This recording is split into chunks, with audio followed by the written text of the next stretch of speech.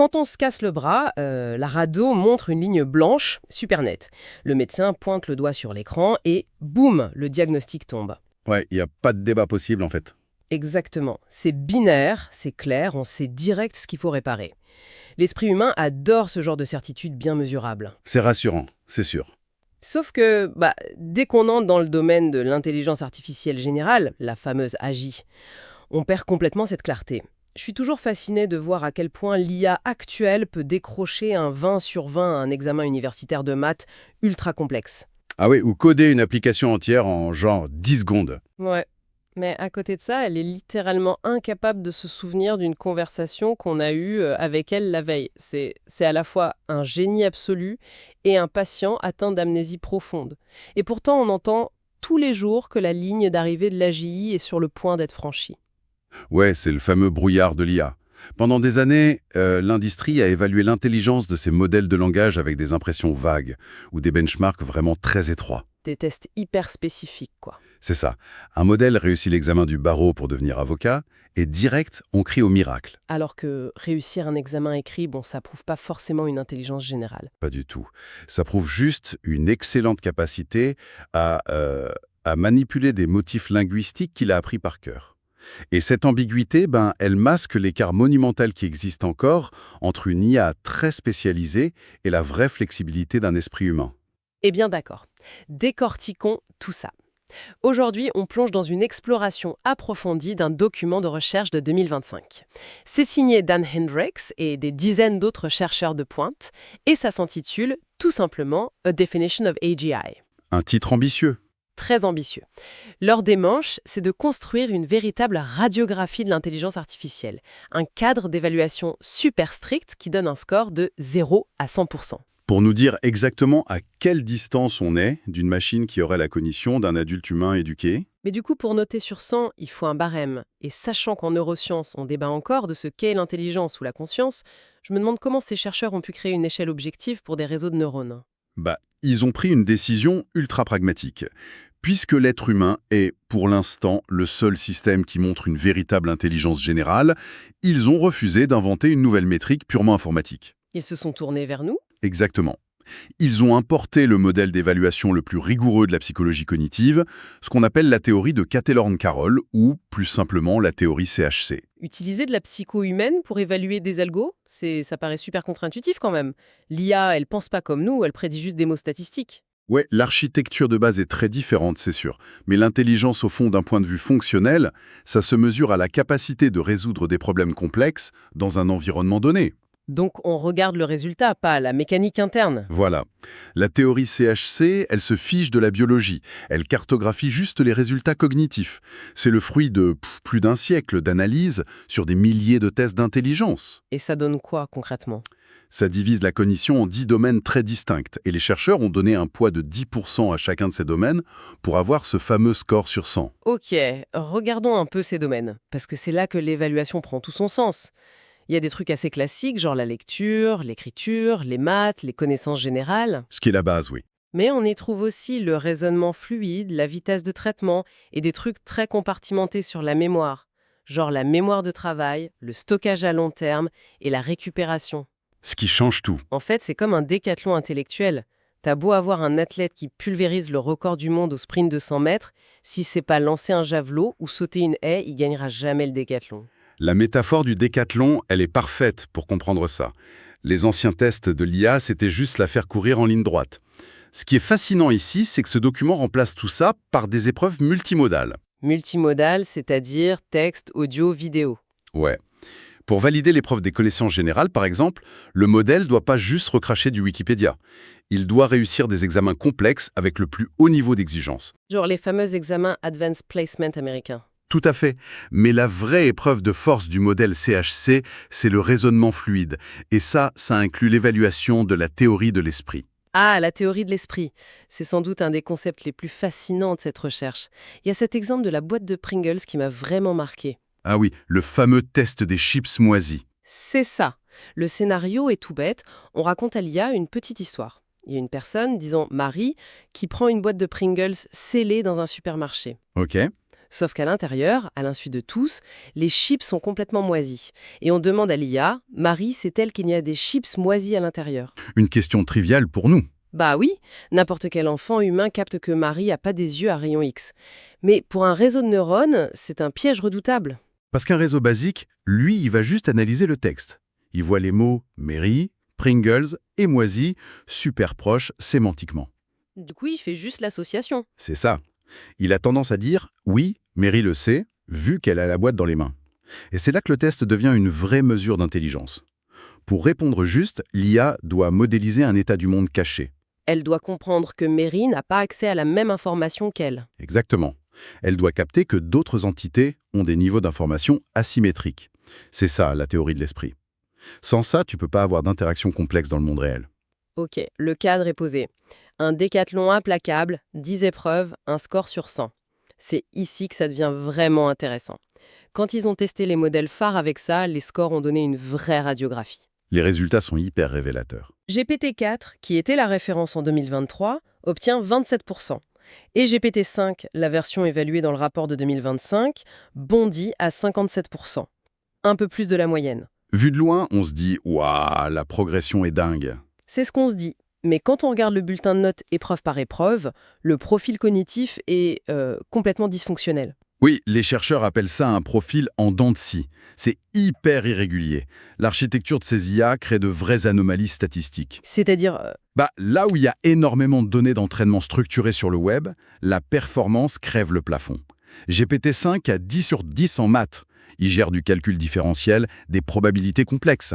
mieux qu'un étudiant en fac de maths, quoi. Souvent oui. Même chose en lecture et écriture, score parfait de 10. C'est vertigineux.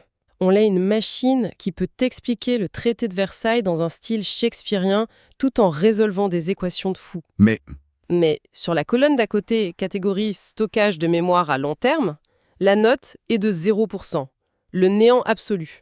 Elle peut pas mémoriser une nouvelle règle que tu lui donnes ou retenir un truc appris 5 minutes avant, dès que tu relances le chat. Et ce 0, c'est pas une erreur de notation. Ça montre la limite pure et dure du deep learning actuel. Comment ça? Quand un modèle comme GPT-5 finit son entraînement, ses paramètres, ses milliards de points neuronaux sont totalement figés, congelés. À partir de là, il n'apprend plus rien par lui-même. Alors que notre cerveau, lui, il évolue tout le temps. Exactement. Pour nous, la mémoire à long terme, c'est pas juste un disque dur passif. C'est un truc hyper dynamique. Une nouvelle expérience modifie nos synapses. L'IA, elle, souffre d'amnésie antérograde stricte. Ok, mais attends, je me fais l'avocate du diable. Il y a un argument très fort du côté des entreprises qui utilisent ces IA. Quand une boîte connecte son IA à ses propres bases de données via le système RAG, la génération augmentée par la recherche, l'IA va chercher l'historique du client et répond parfaitement. Oui, le RAG est très utilisé aujourd'hui. Du coup, pour l'utilisateur, la machine se souvient. Pourquoi le document s'acharne à mettre un 0 pointé à l'IA en mémoire à long terme? Si brancher un disque dur externe donne le même résultat, est-ce si grave que les neurones nanternes ne bougent pas? Si on relie ça à la vue d'ensemble, c'est une excellente question. En ingénierie pure, le RAG est génial. Mais d'un point de vue cognitif, c'est ce que les chercheurs appellent une contorsion de capacité. Une contorsion, genre un pansement algorithmique? Exactement. Aller chercher un fait statique dans une base et le coller dans la requête de l'IA, c'est pas de l'apprentissage. Imagine un étudiant qui retient absolument rien en cours. Mais qui a le droit d'ouvrir tous ses bouquins pendant l'examen. Voilà, il donnera la bonne réponse à la fin, mais il fera jamais de connexion croisée innovante entre, disons, la biologie et l'histoire. Parce que ces concepts ne se mélangent jamais vraiment dans sa tête. Ah, je vois. Sans mise à jour dynamique, l'IA n'a pas d'intuition basée sur l'expérience continue. C'est frappant cette expression de contorsion de capacité. En gros, les développeurs poussent les points forts de l'IA à fond pour masquer ces amputations cognitives. Et la plus connue, c'est l'explosion des fenêtres de contexte. Ah oui, la fameuse course à la taille du contexte. Vu que la machine stocke rien à long terme, il gonfle massivement sa mémoire de travail à court terme. On lui balance des livres entiers ou des millions de lignes de code dans le prompt. On lui demande de tout retenir dans l'instant présent. Le problème, c'est que cette approche, elle tape très vite dans un mur mathématique et physique. C'est lié à l'architecture des transformers, le moteur de ces IA.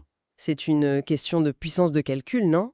Oui, le mécanisme d'attention qui permet à l'IA de lier les mots entre eux a un coût qui augmente de façon quadratique. Donc si je double la taille de mon texte, ça coûte 4 fois plus cher en calcul. C'est ça. Alors imagine étendre ça à des années de conversation pour simuler une vraie mémoire humaine. Il faudrait une énergie et une puissance électrique totalement absurdes. C'est juste une rame sous stéroïdes. Dès que tu l'éteins, pouf, il n'y a plus rien. Ok, mais la solution évidente alors? Pourquoi on laisse pas juste les neurones se mettre à jour en permanence pendant qu'on lui parle? Ah, ça provoque un autre désastre bien connu en recherche. L'oubli catastrophique. L'oubli catastrophique, c'est dramatique comme nom. C'est le talon d'Achille de l'apprentissage continu. Si on laisse les poids s'ajuster en temps réel pour retenir une conversation, les maths derrière l'optimisation finissent par écraser les anciennes données. Genre l'IA apprend le nom de mon chat, mais elle oublie comment faire des divisions. Exactement. Elle écrase une compétence pour en apprendre une autre. Résoudre ce conflit entre plasticité et stabilité, c'est un des plus gros casse-têtes de l'informatique moderne. Du coup, ce score de 57%, ça prend une dimension bien différente. C'est pas juste un étudiant moyen qui doit bosser un peu plus pour avoir son 100%. C'est un système profondément asymétrique. Complètement. Le document propose une analogie que j'adore pour visualiser ça. L'analogie du moteur. Il compare l'AGI globale à la puissance d'un moteur de voiture, l'écheveau vapeur. Oui, et la puissance totale dépend forcément de l'interaction entre toutes les pièces. Donc, tu peux avoir le turbocompresseur le plus massif de l'histoire, ce qui correspondrait au score de l'IA en maths et en langage. Si ta courroie de distribution est cassée ou qu'il n'y a pas de bougie d'allumage, la voiture démarrera jamais toute seule. C'est exactement ça. L'architecture actuelle manque de pièces motrices critiques. Sans stockage à long terme ou sans un module de navigation spatiale, le moteur tourne dans le vide sur plein de tâches du quotidien. Donc, pour atteindre 100% sur ce cadre CHC, ça sert à rien de juste gaver les modèles avec 2 fois plus de texte d'Internet. Non, ça réparera pas le moteur. Il va falloir de nouvelles architectures. Mais avant d'imaginer cette ligne d'arrivée, je pense qu'il faut clarifier un truc essentiel. Le vocabulaire de la tech est devenu hyper flou. Selon le rapport, qu'est-ce que l'AGI n'est pas? Les chercheurs sont très clairs là-dessus. Ce score de 100%, ça mesure pas l'IA de remplacement. Donc pas le robot autonome qui vient réparer ma plomberie. Voilà, ou qui fait de la chirurgie. Ça mesure pas non plus l'IA récursive, tu sais, l'entité qui s'améliore toute seule en faisant de la recherche scientifique en boucle. Et ça n'a rien à voir avec la super intelligence qui serait 1 million de fois plus intelligente qu'Einstein. Absolument pas. Cela soulève une question importante. Le 100%, c'est strictement l'équivalence humaine de base. Une IA synthétique aussi polyvalente et adaptable qu'un adulte éduqué. Juste la moyenne humaine, en fait. Ouais. Et pour passer de 57 à 100, on l'a vu, il y a des gouffres scientifiques. On a parlé de la mémoire et de l'oubli catastrophique, mais il y a aussi le problème de la physique intuitive. La physique intuitive, c'est lié au traitement visuel dans la théorie CHC, c'est ça? C'est ça. Pour nous comprendre que si on lâche une pomme, elle tombe, c'est instinctif. On a un moteur physique intégré dans le cerveau. Et l'IA n'a pas ça. Une IA actuelle galère énormément sur des tests vidéo pour repérer des trucs absurdes, comme de l'eau qui coule à l'envers. Parce qu'elle ne vit pas le monde physique de manière incarnée. Elle n'a pas de corps pour expérimenter la gravité. Voilà. Construire des modèles spatio-temporels stables, c'est un défi monstrueux pour les années à venir. Ce rapport est vraiment une boussole précieuse. Avec toutes ces annonces marketing hyper agressives sur l'IA, on se sent vite dépassé. On a l'impression que la singularité est pour demain. C'est un vrai rempart intellectuel contre la hype, ouais. Carrément.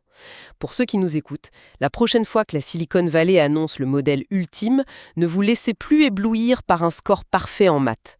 Regardez les zones d'ombre du profil en Dancy. Demandez-vous si l'amnésie a été guérie, ou si c'est juste une énième contorsion de capacité. Cherchons les pièces manquantes du moteur, ouais. Et ça m'amène à une dernière réflexion un peu vertigineuse pour clôturer cette analyse. Je t'écoute. Si la vraie intelligence générale demande de maîtriser la mémoire à long terme, c'est bien plus qu'accumuler des datas. La mémoire épisodique, le fait de se souvenir du quoi, du où, du quand d'un événement et de changer intérieurement suite à ça, c'est le fondement de notre identité continue. C'est vrai que c'est ce qui fait de nous des individus. Alors imagine, si les labos arrivent un jour à vaincre cet oubli catastrophique, si l'IA atteint les 100%, elle ne sera plus réinitialisée à chaque chat. Elle accumulera un vrai récit continu. Elle aura une histoire propre, en quelque sorte. Voilà. Est-ce qu'en franchissant ce simple cap algorithmique de la mémoire dynamique, l'IA ne franchira pas, presque par accident, la frontière philosophique qui sépare une calculatrice ultra sophistiquée d'une entité qui fait réellement l'expérience du passage du temps? C'est une question vertigineuse, oui. Le passage du temps subjectif pour une machine. Une sacrée pensée à garder en tête pendant qu'on regardera évoluer ces architectures dans les prochaines années.